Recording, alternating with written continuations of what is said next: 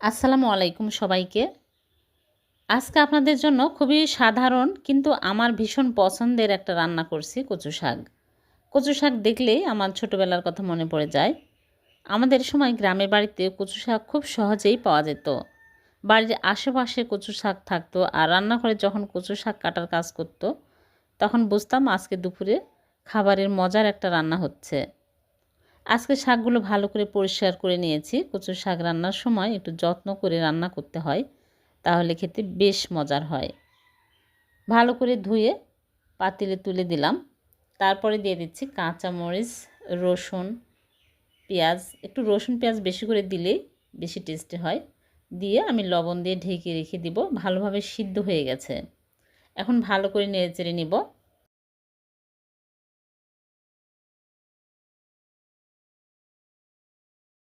ভালোভাবে সিদ্ধ হয়ে গেছে আর ম্যাশ হয়ে গেছে। এখন আমি চুলায় একটা কয়রা বসিয়ে পেঁয়াজ, কাঁচা মরিচ, তারপরে রসুন কুচি, শুকনা মরিচ, সরিষার তেল আর দিয়ে দিলাম আস্ত জিরা আর পাঁচফোড়ন দিয়ে ভালো করে নেড়েচেড়ে ভাজা ভাজা করে নিতে হবে।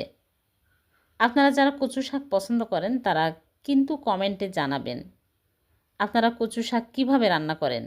আমাদের দেশে কত ধরনের শাক সবজি আছে, কিন্তু ঠিকমতো রান্না করলে সেগুলোর স্বাদও অসাধারণ লাগে। আসলে ভালো খাবার মানে সবসময় ভালো দামি কিছু না, ঘরের সাধারণ রান্নার মধ্যেও অনেক আনন্দ লুকিয়ে থাকে। এখন আমি পেঁয়াজ ভাজা ভাজা হয়ে গেছে, সিদ্ধ শাকগুলো দিয়ে দিলাম। দিয়ে ভালো করে নেড়েচেড়ে নিব। নেড়েচেড়ে একদম শাক শুকনো শুকনো করে নিতে হবে। আলহামদুলিল্লাহ কচু শাকটা প্রায় রান্না হয়ে এসেছে।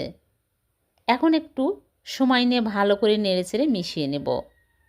আজকের রান্নাটা যদি আপনাদের ভালো লাগে তাহলে অবশ্যই পাশে থাকবেন। আপনাদের ভালোবাসা আর সুন্দর মন্তব্যগুলোই আমাদের আরও সুন্দর সুন্দর রান্নার ভিডিও তৈরি করতে উৎসাহ দেয়।